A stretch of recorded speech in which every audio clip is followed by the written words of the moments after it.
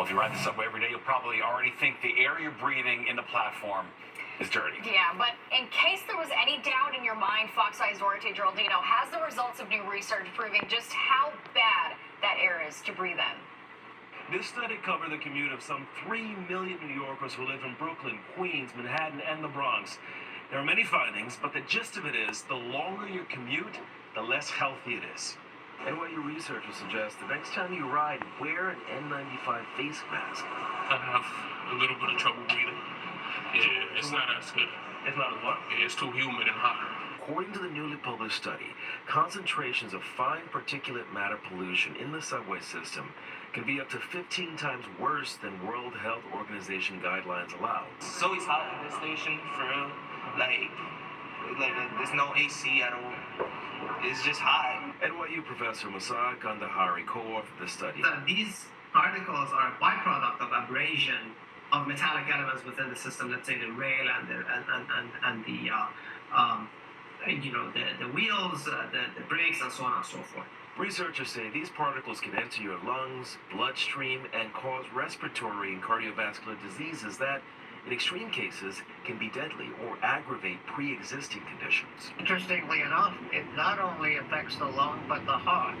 If you're somebody who has pre-existing heart disease, inhaling fine particles may lead to a heart attack. They also conclude, because blacks and Latinos typically have longer subway commute times than white New Yorkers, they're exposed to higher amounts of pollutants, a conclusion that doesn't surprise Ace Derulo. What are you guys do? Are you going to wear masks down here, or are you just going to, breathe it in? We gotta breathe it in, honestly. We gotta deal with it until we get upstairs again. NYU researchers are urging the MTA clean the tracks to reduce particles in the air. The MTA, well, they're questioning the results of this study and say it's based on old data. In Washington Heights, Duarte Geraldino, Fox 5 News. Yeah, if you've ever lived in New York, you can just summon the smell and taste of that subway air. It's so heavy. Yeah, metallic. Well, dating app overload is definitely real. A new study revealing just how many singles have had it enough of swiping left and right. So we want to know, are you over dating apps? Tonight's Insta Poll is live on fox5ny.com. If you're tired of swiping left and right on dating apps, you're not alone. A new study shows online dating burnout is a real thing. In fact, recently released Forbes poll found that 79% of Gen Zers are suffering from dating app overload. Fox 5's Richard Jacobus breaks it all down. It's overwhelming. It's exhausting. For Nadia, finding the one online is just too much these days. It's unnatural. That's not how humans operate, to be just swiping through like a grocery list of human beings. Dating apps have become ever so popular with all age groups, hoping that all the liking, swiping, and tapping will lead to love. Except psychologists are concerned that all that scrolling may be doing more harm than good. You have high expectations and high hopes, and then it often goes nowhere.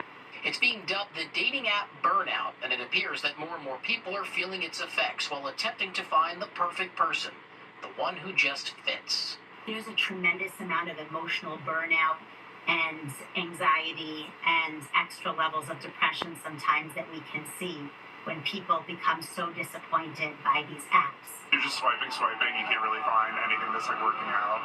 Obviously there are people that you're gonna gel with, and that's just the way it goes too. It's just a matter you have to keep trying until it happens. The more people that you scroll through, the less you feel like you're gonna find that person out there. As for Nadia, well, she hasn't given up hope in finding her one true love, but she's done trying to find him on an app.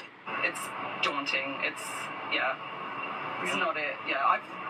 I think most women have given up, not just myself, most, and men, I don't know, they're all giving up. So if you're one of those people down in the dumps, endlessly scrolling through profiles on Bumble and Hinge, the psychologists say maybe it's time you put the technology away and go out and meet someone in person, the old-fashioned way. We're in the Village. Richard Jacobus, Fox 5 News. All right, that brings us to tonight's Insta Poll. Are you over dating apps? Let us know right now on fox5ny.com. We're going to have the results at the end of this show. Looks like the yeses have it right now by a big number, so if you would like to weigh in, please do. Burnout is real. Well, turning to the weather now.